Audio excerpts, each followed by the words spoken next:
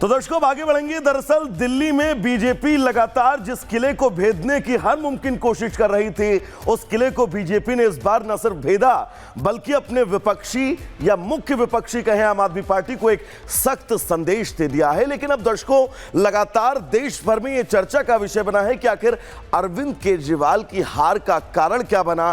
क्या अति आत्मविश्वास अरविंद केजरीवाल की पार्टी को ले डूबा है? रिपोर्ट आपको दिखाते हैं।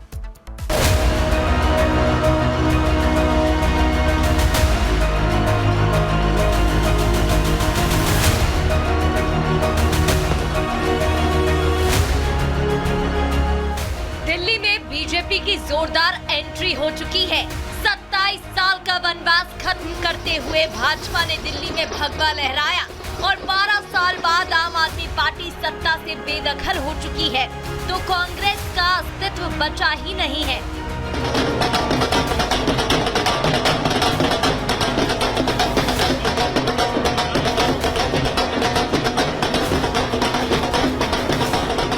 ऐतिहासिक जीत बीजेपी को यूं ही नहीं मिली।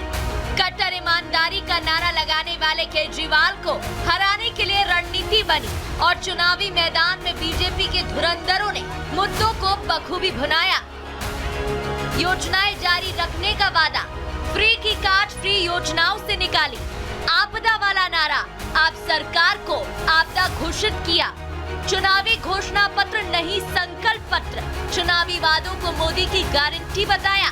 बीजेपी का माइक्रो मैनेजमेंट, प्रधानमंत्री मोदी ने बूथ कार्यकर्ताओं से बात की, जनता से जुड़े मुद्दे उठाए।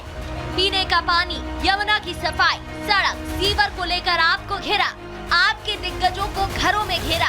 बीजेपी ने बड़े नेताओं को मैदान में उतार दिया। केजरीवाल का शीश महल, सीएम आवास को लेकर घेराबंदी, भ्रष्टाचार के मुद्दों पर बीजेपी सक्रिय, शराब घोटालों को लेकर जमकर घेरा। मिडिल क्लास का साथ मिला, बजट में 12 लाख तक की आय, टैक्स फ्री करने का फायदा मिला। महिलाओं के लिए योजना, कैश ट्रांसफर योजना का वादा।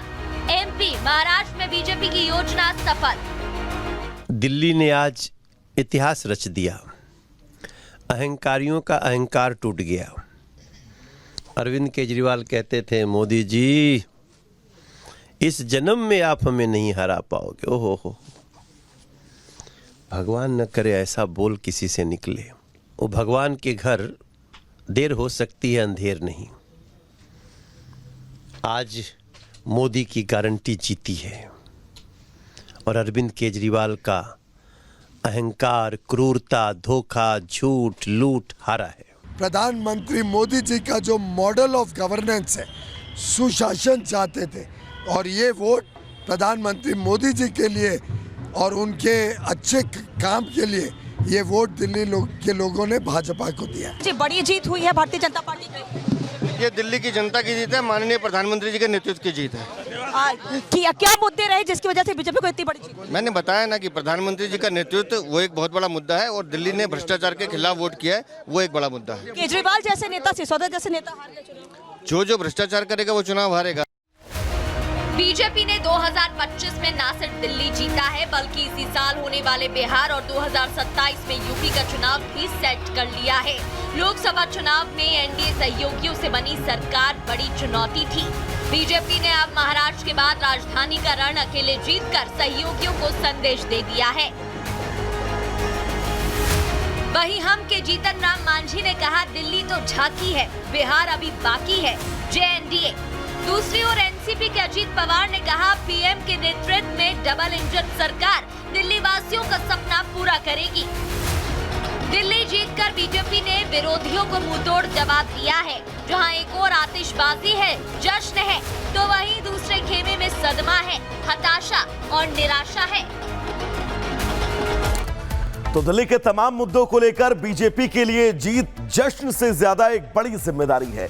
एक और बड़ी खबर आपको बताएंगे। दरअसल दिल्ली चुनाव से जुड़ी ये बड़ी खबर है। अनुपम खेर ने एक्स पर पोस्ट किया है, अरविंद केजरीवाल पर कटाक्ष किया है। अनुपम खेर ने अपने इस पोस्ट के जरिए जिक्र उन्होंने द कश्मीर फाइल्स को लेकर किया।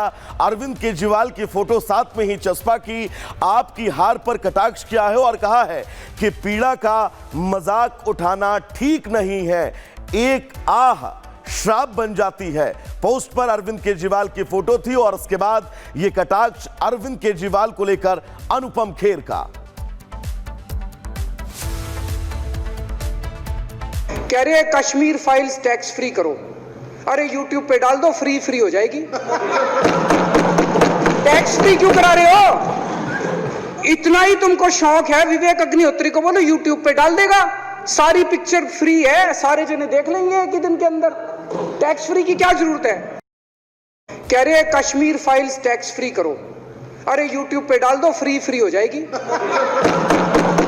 टैक्स फ्री क्यों करा रहे हो? इतना ही तुमको शौक है, विवेक अग्निहोत्री को बोलो यूट्यूब पे डाल देगा, सारी पिक्चर फ्री है, सारे जने देख लेंगे एक ही दिन के अंदर। टैक्स फ्री की क्या जरूरत है? तो दिल्ली विधानसभा में दिया गया 2022 का ये वो भाषण था जिसमें अरविंद केजरीवाल कश्मीर फाइल्स को लेकर कटाक्ष कर रहे थे। आगे बढ़ेंगे दर्शकों, दरअसल दिल्ली के श्रीनगर से बीजेपी के तिलकराम गुप्ता ने तकरीबन 16,000 वोटों के मार्जिन से आम आदमी पार्टी की प्रीति तोमर को हराया है। अपनी जीत पर उनका कहना क्या है, सुनवाते हैं आपको। श्रीनगर से बीजेपी ने प्रचंड जीत हासिल की है। इस समय हमारे साथ तिलकराम जी हैं। तकरीबन 15,000 वोट से आपने जीत हासिल की। लोगों के बीच में आप जा रहे हैं, किस तरीके का रिस्पांस मिल रहा है? क्या कुछ प्राथमिकता रहने वाली है श्रीनगर के लिए? देखिए, मैंने कोविड के अंदर जनता के अंदर इतना काम किया। 2020 हारने के बाद मैंने लगातार 1.25 महीने के बाद कोविड लग गया था। मैंने लगातार 5,000 आदमियों का भोजन 25 की डेली देता था, 11 किलो की ऑक्सीजन, काढ़ा और जो भी समस्या होती थी मैं क्षेत्र के लिए लगातार करता रहा हूँ मैं। और जनता का, मैं 5 साल निगम पार्षद रहा हूँ, जनता का प्यार मुझे मिला है। ठीक है, मैं 2020 में हार गया था। हारने के बाद लगातार मैंने क्षेत्र में सेवा की है और मुझे जनता ने इतना प्यार दिया है, मुझे बहुत ही अच्छे। मैं 11,000 10,000 कुछ से हारा था, आज मैं 16,000 की जीत दर्ज की है। जनता का बहुत ही, मुझे भाइयों का बड़ा प्यार मिला है और टिकट भी मेरी भाइयों का जो प्यार था उसी ने टिकट दिलाई है मुझे, उसी प्यार ने मुझे जिता करके भेजा। दफ्तर आप आए हैं, शीर्ष नेताओं से मुलाकात हुई, क्या कुछ कहना था? नहीं, मैं थोड़ा लेट हो गया था, अभी मैं लेट हो गया, अभी मिलूंगा इसमें। अभी माननीय प्रधानमंत्री मोदी से मिले थे अभी रैली के अंदर, बहुत अच्छा रिस्पॉन्स था, बड़ा हमें आशीर्वाद दिया। लेकिन आम आदमी पार्टी इतनी बुरी आ रही कि तमाम जो बड़े नेता आतिशी को छोड़कर सब लोग आ रहे हैं। क्या लगता है कि किन मुद्दों के से वो पीछे रहेगा और आप लोग आगे? देखिए, आप सभी को पता है कि वो सब भ्रष्टाचारी हैं, सभी जेल के अंदर जा चुके हैं, अब दोबारा जेल में जाने की तैयारी है उनकी। देखिए, अगर क्षेत्र का विकास नहीं करेंगे आप, हमारा 80,000 करोड़ से सालाना बजट है सरकार को मिलता है, वो कहाँ जाता है सालाना? वो कहीं भी क्षेत्र के अंदर कहीं भी विकास नहीं हुआ। मैं तो अपना क्षेत्र के अंदर देख रहा हूँ, मैं हर गली गली गया हूँ, कहीं पे भी 10 साल के अंदर विकास नहीं हुआ। सबसे पहले तो मैं इंक्वायरी कराऊंगा कि भाई 10 साल के अंदर इतना फंड गया कहाँ, सबसे पहले तो मैंने वो इंक्वायरी करानी है।